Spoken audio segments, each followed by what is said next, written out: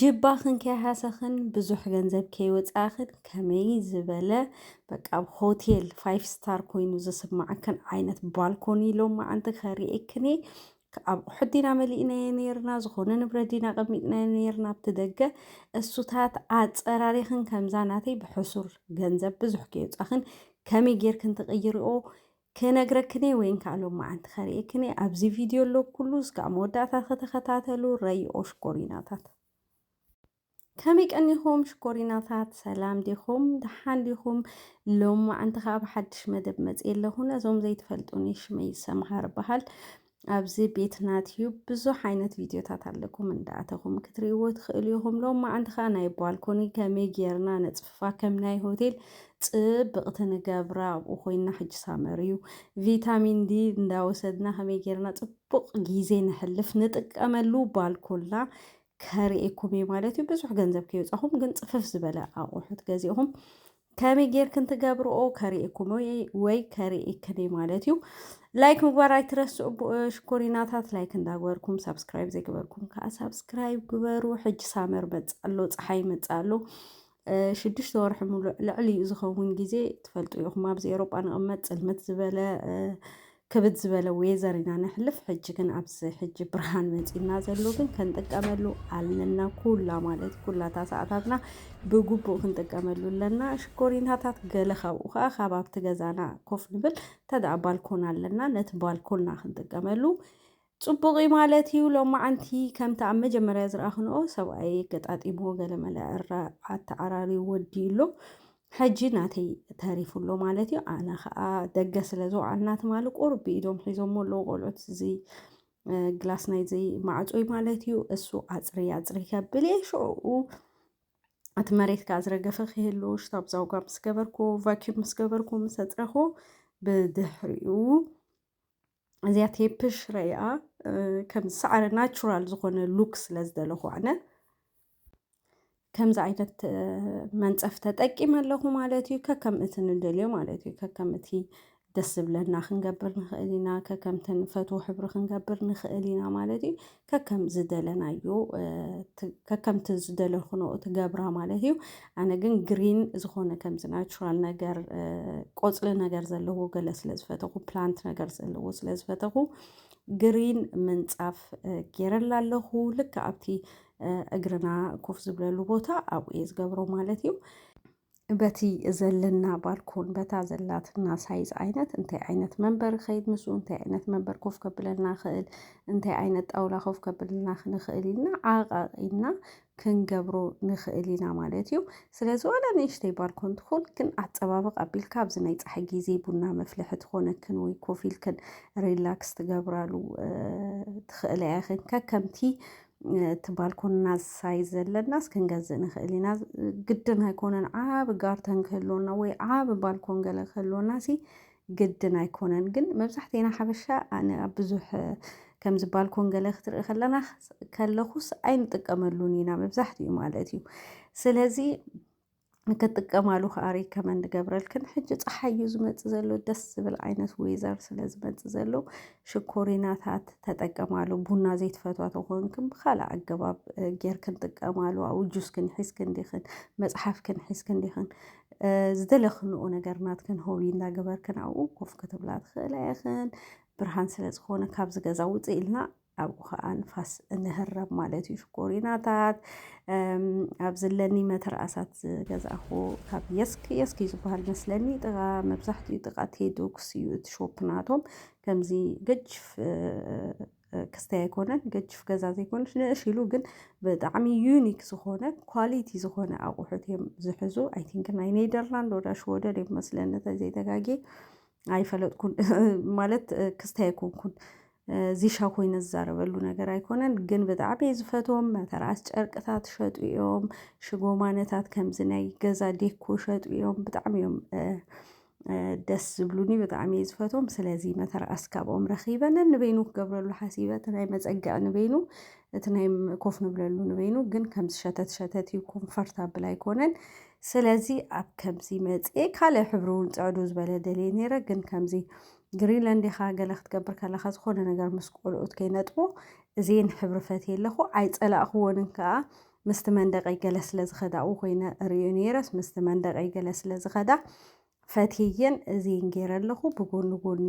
እስር ኣቢለ ፅቡቃት ኮይነን ኣነ ፈትየን ማለት እዩ። ምስ መፃ ሞር ከዓ ፈትየን ኣለኹ ሽኮሪናታት እስኽንከ እንታይ ትብላ ማለት እዩ። ፕላንት ከዓ ካብኡ ዝገዛእኽወሉ እዚ ኣርቲፊሻል ማለት እዩ ዘይሓርር ዓይነት ፕላንት ገዚእ ኣለኹ። እዚኣ ኦሊቭ ብሕልፊ ፍረ ኦሊቭ ነገር እንድያ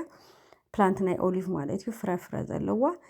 ክሽኩር መዓት እያ በቃ ፍልይቲ እያ ክትሪኣ ብጣዕሚ ፈትያ እሳ እቲ መቐመጢ ገለ ካብኡ ገዚእ እዩ። እዚኣ ከዓ እዚኣ ንእሽተይ ከዓ ካብ ክስታይ ገዚእ እያ ካብ ኣክሽን ገዚእ እያ እዚኣ ንእሽተይ ከምዚ ጌርና በቃ ንናእሽቱ ነገር ጌርና ክነፀባብቆ ንኽእል ኢና። ሽኡኡ ብጎኒ በዚያ ክገብራ ወሲነ ኣለኹ በዚያ ገይርያ ኣለኹ። እዚኣ ከዓ ኣብቲያ ማእኸል ዶ ትሕሸኒ በቲያ ጎኒ ዘላ ግላስ ነገር ኣላትኒ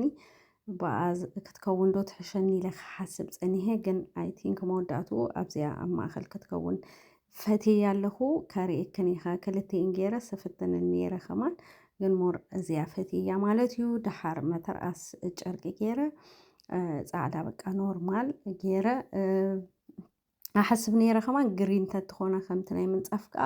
ቤላ ምኸዳ ኢለ ሓሲበ ኣለኹ። ኔክስት ታይም ከዓ ብግሪን መተርኣስ ጨርቂ ገይረ ከዓ ከሪአክን ማለት እዩ። እዚኣ ፍላወር ሕጂ ዓይነት ፅብቕ ኢለ ክሓስብ ፀኒሐ ስለዚ እዚኣ ስለ ፅብቕትያ ብጎኒ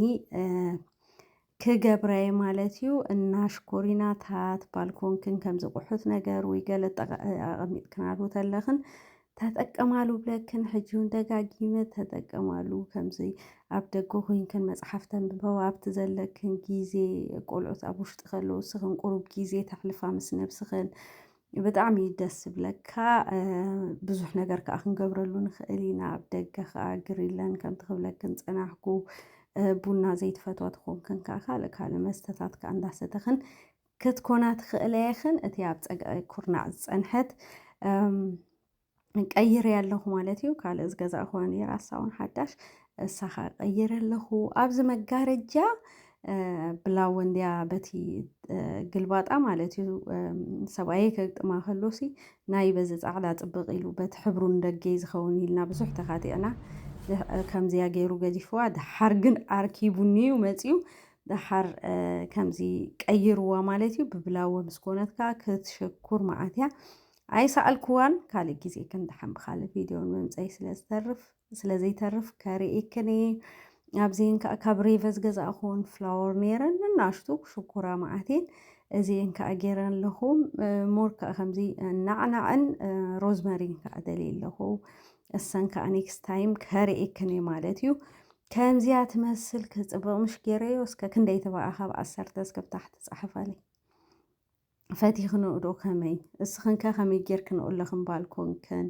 እስኪ እስኽን ከዓ ፀሓፋለይ ኣብ ታሕቲ ከመይ ይመስል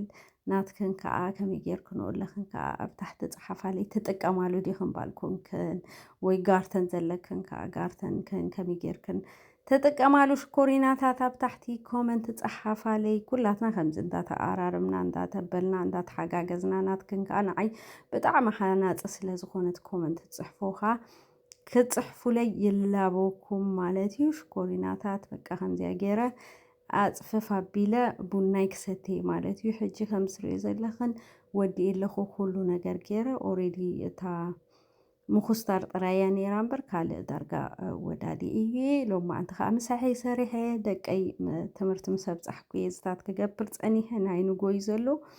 ከምዚያ ገይረ ከዓ ቡነይ የፍልሕ ኣለኹ። ኣይትረስዐኽን ታን ዘይፈለጥክን መፅሓፍ ስንቂ ሂወት ትብል ሙሴላ ሓውና ብጣዕሚ ብዙሕ ነገር ዝተንከፉ ብዙሕ ዓይነት ንዓና ዝሕግዘና ብሕልፊ ነዞም ሕጂ ዘለና መንእሰያትን ደቂ ኣንስትዮ ኣሕዋትና ንኩላትና ማለት እዩ ብዛዕባ ብዙሕ ነገር እያ ትገልፅ። ሽኮሪናታት ክተንብቦ ሪከመንድ እንድገብረኩም ኣንቢበ ወዲ እየ ኣነ ግን ከምዚ ጊዜ ክረክብ ከለኹ ኖርማል ደግሞ የንብቦ ከምዚ ዝሰሓበኒ ነገራት ስለ ዘሎ ኣብኡ ማለት እዩ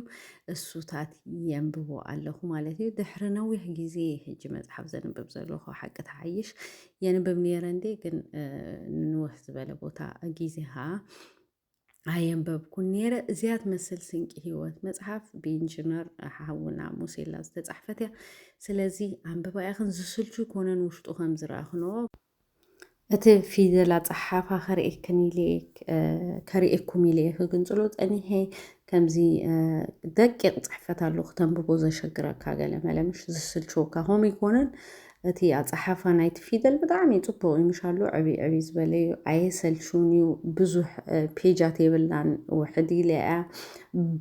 ብዙሕ ጥቕሚ እዩ ዘለዋ ኩሉ ምስ ቃል ኣምላኽ ተወሃሂዱ ዝተፃሕፈ እዩ ስለዚ ሪከመንድ ገብረኩም ሽኮሪናታት ሎሚ እንታይ ይፈቱ ኣለኹ መስለክን ከምዚ ናይ ፅምዋ ጊዜ ፕላስ ከምዚ ክንመሃረሉ ዝግባአና ናይ ፊቸሪትና ክነዕርየሉ ዝግባአና ገለመለ ከምኡ ደስ ብለን ኣሎ ሓቂ ተሓይሽ ተኣኪብካ ምዕላል ተኣኪብካ ቡና ምስታይ ገለ ፅቡቅ እንዲ ግን ሞር ጊዜና እዩ ዝቐትለልና ኣብቲ ርእስና ንርእስና ንእምሮና ተመገብናዮ ይሓይሽ ኢለ ይሓስብ ኣብዚ ሕጂ እዋን ሽኮሪናታት ተንትከታተላኒ ወይ ትከታተሉ ንኸ ናይ መፅሓፍ ሪከመንድ ትገብሩኒ ፅሓፉለይ እሞ እንተደኣ ፅቡቅ ኢልኩም ሪከመንድ ጌርኩም ንኣነ ከዓ ገዚአ ከንብቤ ንቀደም በሉ ሽኮሪናታት ኬክ ናይ ትማሊ ነበረት ዝሰራሕ ወያዚያ ኣይደረቀ ኣይበለ በቃ ሶፍት ኮይኑ ስጋብ ሕጅሉ እዚ ኦሬዲ እንፅባሒቱ እዩ ማለት እዩ ንፅባሒቱ ኬክ ዝሰራሕ ኩሉ ኣብዚ ከዓ ቆሎ ኣለኒ ከትሕዘኩም እየ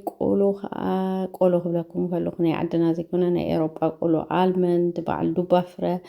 በዓል ኣምቢስን ቸኮሌት ገለ ዘለዎ ከዓ ሰል ኣልዋን ማለት እዩ ከምዚያ ጌርክን ነብስኽን ፍቐዳ ክብለክን የፈቱ እግርኽን ማይ ኣሊክን ወይ ማስክ ተለኺኽን ገፅክን ወይን ካዝማልቶኽን እንዳተለኸኽን በቃ ሞር ንነብስና ጊዜ ተሂብናያ እንታይ ክንገብራ ከም ዘለና ንነብስና ከዓ ንፈልጥ ኢና ማለት እዩ ስለዚ ካብዚ ናይ ጫውጫው ዓለም እልይልና ንነብስና ንፍቀድ ክብለክን ይፈቱ በቃ ስኢልክን ናቹራል ነገር ብቅድሜኻ ከምኡ ውዒለ ሕጂ ኣነ ብቅድመይ ናቹራል ገረብ ድምፂ የለን በቃ ሞባይል ኣይትንክፍ ገለ ይትንክፍ ገለ ዓይነት ጊዜ ኣሕሊፈሎም መዓንቲ ብጣዕሚ ፈትዩ ሽኮሪናታት ተፈቲኹም እዚ ቪድዮ ላይክ ሼር ሰብስክራይብ ኣይትረሱ ኣብ ካልእ ቪድዮ ካልእ ስራ እስከምንራኸብ ሰሰናይ